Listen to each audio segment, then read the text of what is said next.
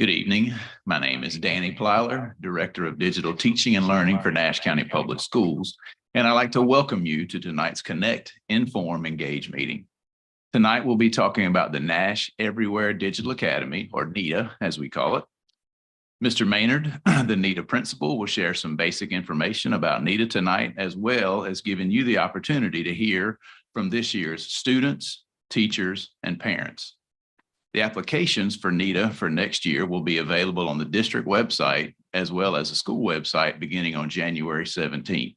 So tonight's very important for you to get the information you need to be ready to apply. By the time this meeting's over, you'll be able to make an informed decision about applying for the NEDA for next year, and we look forward to serving you. Thank you.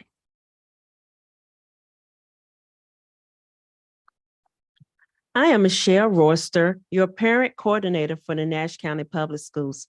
Our agenda for tonight includes covering the topic of NEDA. We will after that have the ability for all viewers to be able to ask questions to a very distinguished panel that consists of both parents, students, teachers, and administration. Following that, we will welcome you to our next session, which will cover the topic of opportunities at the high schools. And then we will close out for today.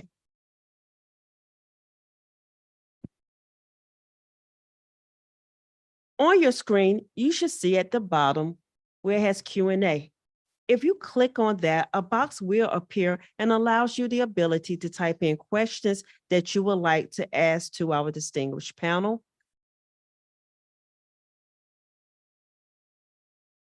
At this time, I would like to take this moment to introduce our distinguished panel so that they may present you information regarding NEDA, Nash Everywhere Digital Academy, starting with my far left. My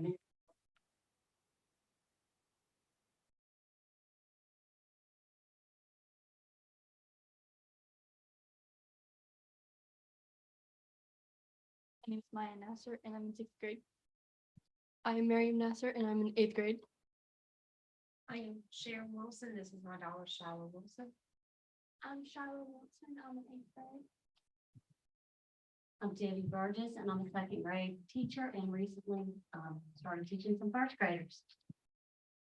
I'm Billy Daughtry. I'm a 3rd grade teacher. This is my 2nd year with NEDA. Hi, I'm Nicole Cozart. I teach 1st and 2nd grade at NEDA. Hi, my name is Megan Sparks, and I teach 6th grade social studies and English. My name is Valerie Radcliffe, and I am a part-time instructional coach for NEDA. My name is Brandon Denton. I teach 7th and 8th grade social studies.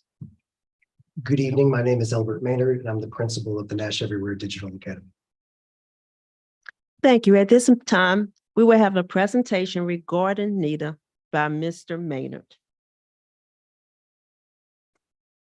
Thank you. At Nash County Public Schools, we always like to begin with our why, and our why is our children. Our mission is to provide our children high quality academic and social experiences. We do that because we want them to have an excellent education, excellent social experiences. How we do that by delivering standards-based education using research proven instructional practices. What we do is a little different than how other schools do it because what we do virtually.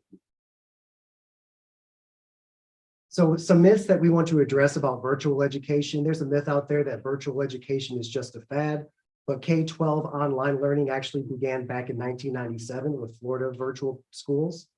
Another fad is that virtual education is new in North Carolina, but North Carolina Virtual Public Schools was actually founded in 2005. And this year, North Carolina has over 46 virtual public schools. And then the third myth is that virtual education is just for those who are worried about COVID. Most states had virtual public school options long before the pandemic, and most of our families have chosen virtual education because they feel that is the best educational option for their students. In 2021-22, Nash Everywhere Digital Academy served over 400 students. And even with many families returning to face-to-face this year in 22-23, we are still serving well over 300 families, and many more have expressed interest as well. Online learning is just as valid, and in some cases, even more effective than in-person learning. And so what I'll do next is I'll tell you how online learning can be as effective or even more effective than face-to-face. So the two primary differences between face-to-face learning and virtual learning that determine effectiveness of online learning is first the environment, and second, the monitoring and supervision and support that family members provide their children. So with virtual learning, families must provide a learning environment where the child can learn distraction-free 8 hours a day, 5 days a week. So schools are built with this idea in mind of providing a distraction-free environment. If you're considering virtual education for your child, just think about where you currently are and what area of the home might be an area where your child could set up a learning environment and be able to learn. This work area should have space for the student to store and organize the materials and supplies, and also be away from the daily discussions, to having a television that's on and other distractions that might exist. What experience has shown us is that learning areas where younger siblings or pets are playing, where family members are active or vocal, where televisions are on or there's access to distractions such as toys, video games, access to go back to bed. All of these things can be distracting to students. Student responsibilities outside of learning, these are all hazards that can be obstacles to the student learning and focusing. With virtual learning, families must provide reliable internet, bandwidth that supports daily live Zoom instruction, and access to assignments online. Now, there are hotspots which can be provided. That helps, but it doesn't fix internet issues. And so what would be ideal for your child is if you have reliable internet. You also have to provide breakfast and lunch. So when the student learns from home, they also eat breakfast and lunch at home. And the Department of Public Instruction does not provide meal assistance to virtual students. Transportation to school when required. So while you do learn daily at home, sometimes you do have to come to school. You have to come to school to pick up your laptop. You may have to come to school for parent-teacher conferences and for orientation. And you absolutely have to come to school when it's time for testing. So the second thing that can make online learning just as effective or even more effective than face-to-face learning is when there is monitoring, supervision, and support from family members. So at NETA, we like to refer to our family members as learning coaches. And our school staff will supervise students and provide a safe environment in face-to-face learning. But when learning from home, the learning coaches or the family members assume this responsibility. Learning coaches monitor students to make sure they log in, they stay focused, and they submit assignments. Now, our experience has shown us that students need this support. Students with learning coaches who supervise and monitor frequently are much more successful than students who do not have that support at home. Even the most responsible student can be easily distracted by their phone, social media, or a warm, comfortable bed when they're waking up early in the morning. Our experience has also shown us that parents and learning coaches should supervise and monitor, but not to take it too far by doing it for the student. Parents who provide answers, instead of helping the student work to find the answer themselves, make it difficult for the student to learn how to learn, and for the teacher to know exactly what each individual student needs. Currently, Nash County families who are choosing virtual education are doing so pretty equally across all grade spans, gender, and race lines. So elementary, we have 96 students, middle school, we have 108, and high school, we currently have 105 as of first semester. For the demographics, we have 51% male, 49% female, and for our different cultural and race backgrounds, we currently have 56% Black, 27% white, 8% Hispanic, and 7% reporting as belonging to 2 or more races. And this is very close to what the general demographics are across the district. So for our virtual education at each level, our grades 2 through 8 next year will be elementary and middle school, and they will have daily live instruction from teachers using the Zoom platform. Our high school students, grades 9 through 12, they will have self-paced Edmentum online courses. They will not have a live teacher providing that instruction day to day, but they will have a teacher available during office hours for questions. Now, how do families apply to Nash Everywhere Digital Academy? During our application window, which will open up next Tuesday, January 17th, you will be able to go to ncpschools.net or to our school website, which is nita.ncpschools.net, and the application will be available there for you to fill out. Now, there are expectations for families and students who decide to go virtual. There is a memorandum of understanding which outlines those requirements. Those requirements are that the student will attend live virtual instruction when scheduled on a daily basis, just like they would if they were in person for instruction. The student will complete all assignments, activities, and projects by the assigned due dates. They will adhere to labor laws, and you can see those labor laws on the state website. The student will adhere to all policies, rules, and guidelines as set by the Nash County Board of Education. The student will remain in the Nash Everywhere Digital Academy for the entire school year for grades K through 8 and for a minimum of 1 semester if a high school student. The student will come to the assigned school to take all federal and state mandated tests and other tests as required by the school. The families will maintain consistent internet connection, whereas the student will be joining their virtual classrooms and completing assignments. Understand that student support services will be provided for all grade levels in all learning environments as determined appropriate by each team, whether that be exceptional children, 504, intervention, English learners, or mental health and counseling. And then by signing this document, parents understand that Nash County Public Schools does reserve the right to remove a student from the Nash Everywhere Digital Academy if those statements are not upheld. So being a student at Nash Everywhere Digital Academy, there is orientation for each individual family. And we conduct those orientations the first 2 weeks before the first day of school.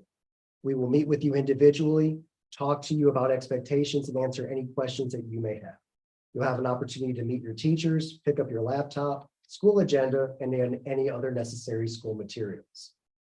We definitely want to talk to the parents. You will be our learning coaches, and you will help us by providing daily supervision, and you will often assist teachers as needed. Class instruction is live through Zoom. We use district resources just as every other school, and we do modify those for virtual instruction. And we do also provide high quality social experiences and provide access to traditional school events.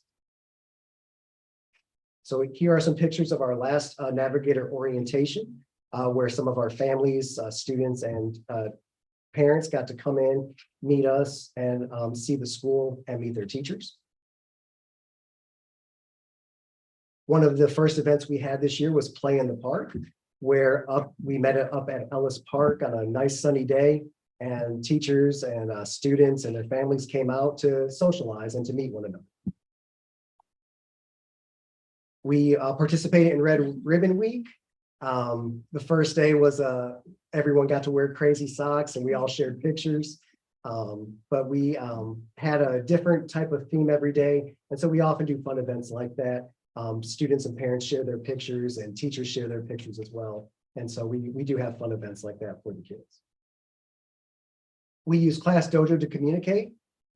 So that's some of the examples of some of the communication that we've had using Class Dojo, everywhere from our Thanksgiving food drive to celebrating students on honor roll.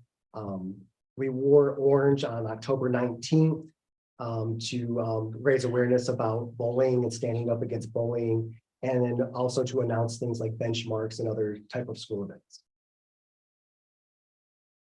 Upcoming this month, we have our School Spirit Week. We're going to have another week where everyone gets to dress up every day, something a little different, and share it and just have a good laugh about how we're dressing. Later on this semester, we're going to join other schools in Read Across America Week, where we talk about reading, the importance of it, and there's a different theme for every day for that as well.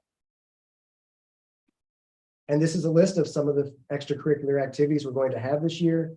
We just had the spelling bee. Again, we're going to have a yearbook, awards day. We're doing DARE. We're going to have a field day. We're having picture day later this month. We're going to participate in the Letterland Parade.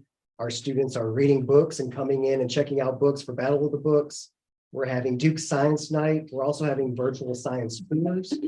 We just had a sock fundraiser. We're looking at a second semester fundraiser, book fair, and then we have a student interest club that for students who like Marvel.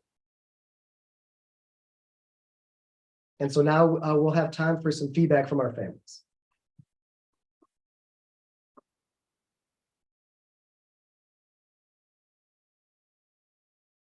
Thank you for Mr. Maynard for explaining NETA and giving us a lot of information regarding all of the activities and wonderful things that you do. At this time, we will take questions from our audience, and we do have some pre-selected questions that we would like to ask to our panel. Beginning with our teachers, who is an ideal student for NETA?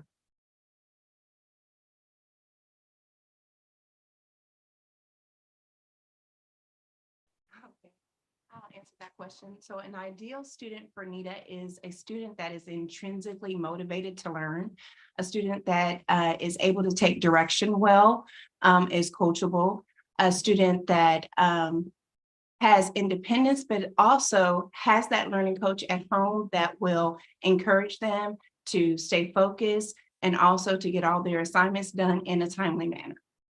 Thank you, Mrs. Cozart. Mr. Maynard, are students who have special educational needs able to apply to NETA? Absolutely. We do have specialists, just like any other school. We have counselors who maintain 504 plans. We have special education teachers that provide accommodations, do pullouts, and work with students one-on-one as outlined in their IEP plan. We have English learner teachers who help some of our English learning students. And we also have mental health and counseling for those students who might be experiencing anxiety or other types of needs of that nature. Thank you. For our students, and we're going to go to each one for each one of you to be able to respond. As a student, what do you like best about NETA?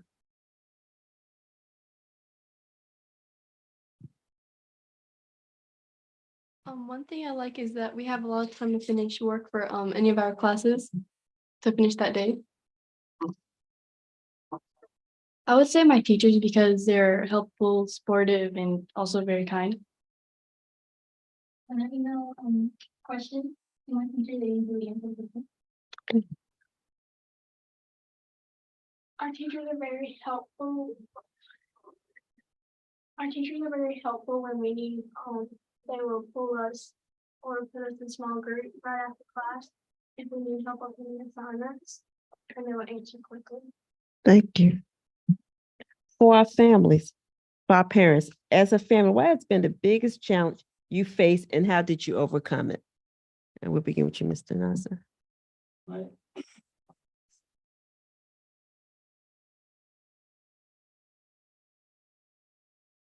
Ms. Wilson? Had a lot of issues this year with internet with Mr. Mayo, and the teachers have worked with the students to make sure that they got their assignments, they were able to get their assignments in, even when the internet came back up, they still worked with them. Thank you. As a parent, what advice would you give, Ms. Wilson, to a parent who is considering applying to NETA?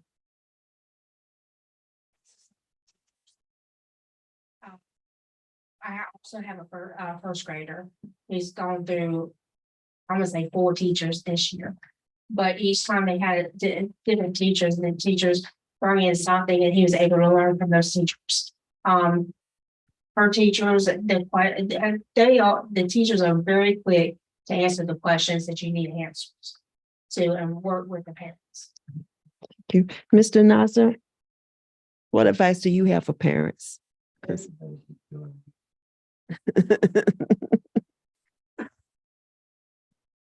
Thank you.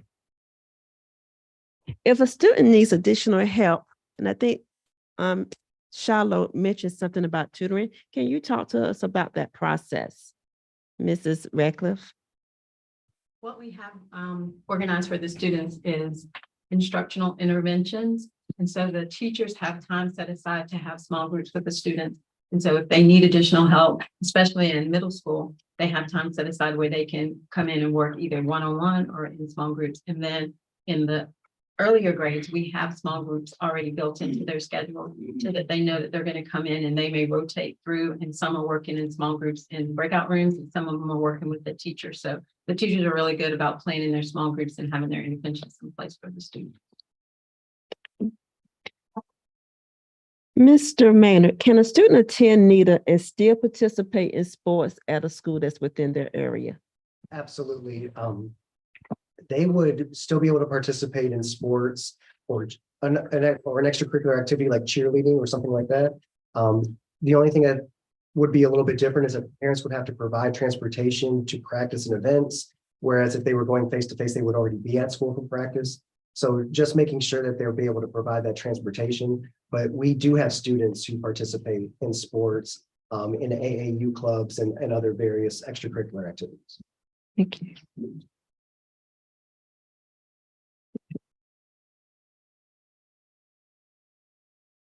Do students have to come to campus at any point? Yes, so students are required to come to campus for EOG testing. We have diagnostic tests at the beginning of the year, which gives us the data we need to know what each individual student needs. And we have benchmark tests throughout the year. We always give parents advance notice, well in advance. And we have other times when students might choose to come to campus, but they're not required to, such as picture day and for other extracurricular events. Thank you. Mr. Nasser, I do believe we have someone who wanted to hear what you said. They said they could not hear you when you answer. Yes. The microphone's off.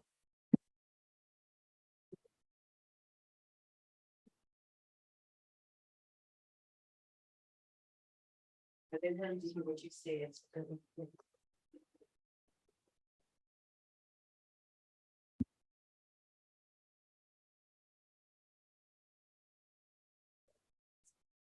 I said everyone should join NETA. It's really good for the kids too.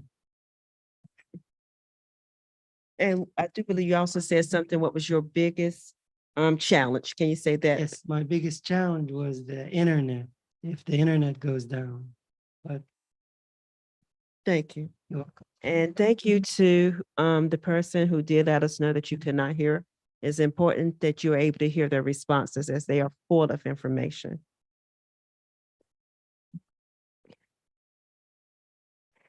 If my child applies to NETA and we move in the middle of the school year out of the district, can my child still attend NETA? So the answer to that question is yes. Children from outside the district can attend NETA. There is a tuition involved. I'm not sure exactly what that tuition is, but that is worked out with central office personnel and Dr. Farrow, who is in charge of student placement. Thank you. Will there be any exceptions to coming on campus? Is there any exceptions to that rule for testing? When it comes to testing, that's a requirement by the state. And so the district or myself doesn't have the power to overrule the state laws and guidelines when it comes to testing. Thank you. If NETA is not a fit for my child, will we be able to do a transfer in the middle of the year?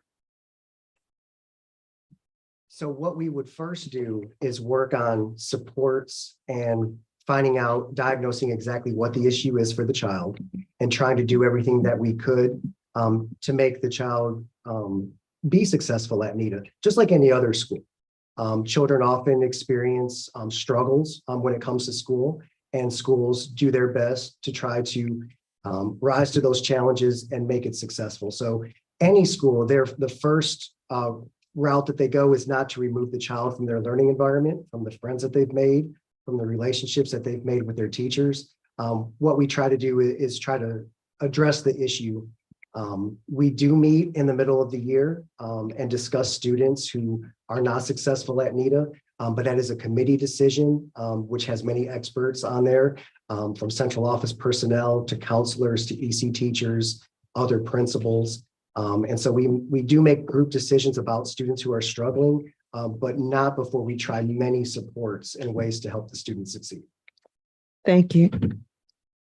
For our students, beginning with Mrs. Maya, if you would tell us about your experience, what is a typical school day like for you? Like you told me, like say my schedule. Yes. So like in the morning, we would have like the math class, but like since I'm in compacted math, I wouldn't go to it. So for me, science would start at 9:10, and it would go on until like 10:55 or like something like that, because the schedule does change. So like I'm not really that used to it. And then it would go on from Miss Sparks' class for ELA and social studies until you. Ms. Sparks, if you can help her out. The students start class at 8:30 and they'll attend their homeroom class, which is either math or ELA. Their second class would be math and science are kind of grouped together, and ELA and social studies are grouped together. So in Maya's case, she takes an advanced math class later in the afternoon. So she starts with science and then she comes to ELA and social studies. Then the students break into small groups. So Maya is in my first small group. Then after that 40-minute block, we break for lunch. Maya then gets some time in the afternoon to work independently while her classmates are attending their small groups. And then all of the students come back together at 2:30 for our office hours / like tutoring, where the students come and their homeroom teacher checks in and makes sure that they're submitting assignments and things like that. Okay. Advanced classes. So students have a variety of classes, Mr. Maynard, that NETA is able to meet. Yes, ma'am. Can you describe some of those opportunities that students have? Well, the one that we were just talking about is compacted math. And so for students who would like to complete Math 1 before they leave middle school, we start back in 6th grade and they take 6th grade compacted math, which combines 6th grade math and parts of 7th grade math. And then when they go to 7th grade, they take 7th grade compacted math, which combines parts of 7th grade math and 8th grade math. That way they're ready to take Math 1 when they're an 8th grader. Thank you. We're going to wait for a few more minutes to see if we have any more questions from our audience. If we do not have any more questions, we do. Is it?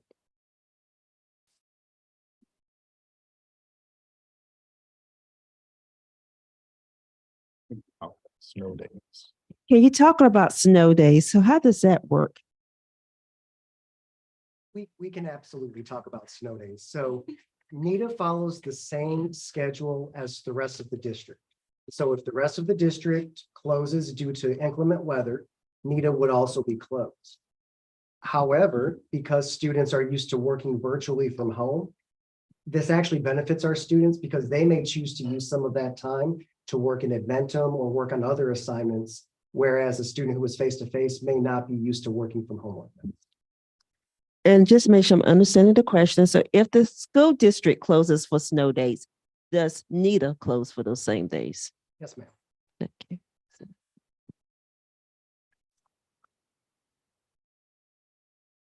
There's a question regarding test scores, and I'm not sure if you could please put in the chat the direct question you want us to answer. But in the meantime, can you explain what state tests Nita has to give? All right, so we have EOG tests. In fifth grade, we do ELA, math and science. And then in eighth grade, we do science. And then in third grade, we have the reading test. As we all know, in North Carolina, there's a third grade reading test, which our students prepare for. We track testing in math and ELA in pretty much every grade level. And when we have high school join us next year, we'll have EOCs for math 1, math 3, biology, and English 2. Thank you. We have someone who wants to know how many students are in each class on average? I would say in our first and second grade classrooms, we follow the state guidelines. And so right now we have around 18 students in those lower grades. In our upper elementary classes, we have in the lower 20s, between 20 and 23, I believe. And then middle school, we have in the mid 30s. But that's what we have at the grade level. We have 2 sections for 6th, 7th, and 8th. So we have about 16 to 18 students per class. Thank you. We have a question regarding test scores. They have clarified.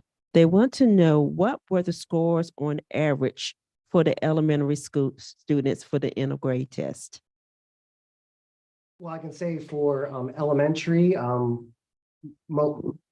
most of, I think every course except for 2 met growth. And the 2 that didn't are extremely close. They were first year teachers, and we are very confident we're going to meet growth in those 2 areas this year. Okay, thank you.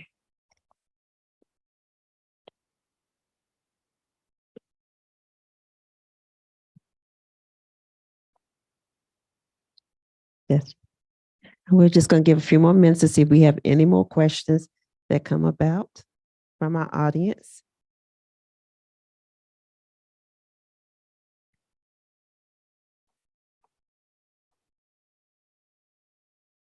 For next school year, what grade levels will you all offer for NETA? Grades 2 through 12.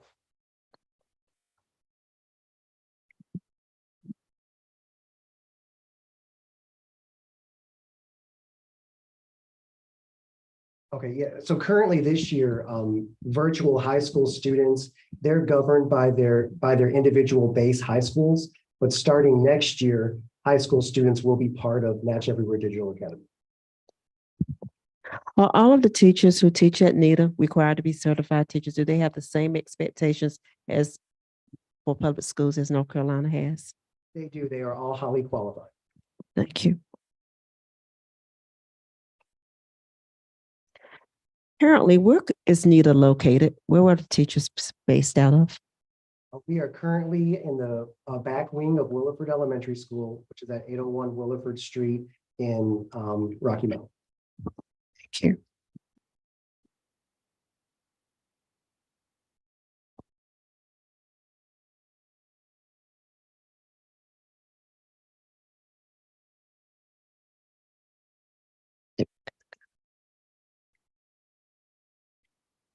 We would like to thank our audience and our panel for coming today to present information to us, for taking the time to explain NETA.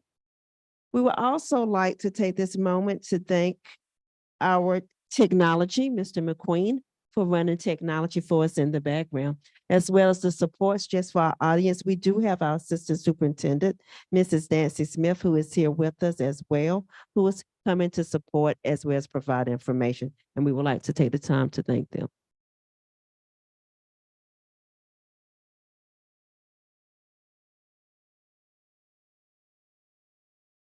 As a reminder, the application window for NETA will open next Tuesday, the 17th through the 27th.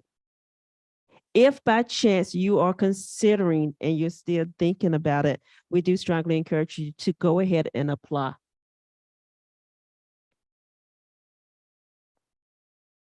We have one more question.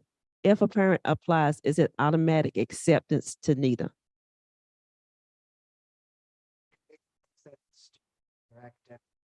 progress. We try to make sure that the student will be able to succeed virtually. So it's not an automatic acceptance. There is a rubric that we apply to each student who applies. Thank you.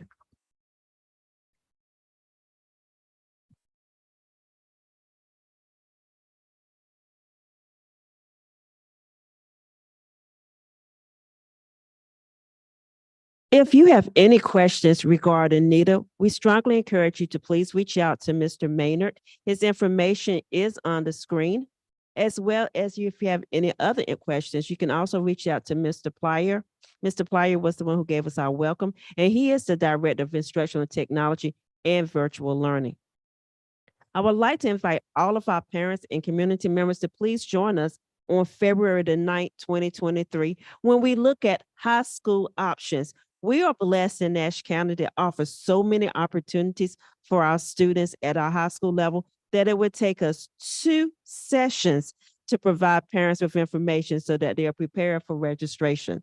I am Michelle Royster. I thank you for joining us for tonight. We thank our panel and we thank all that serve Nash County Public Schools and makes it the great school system that it is. Thank you.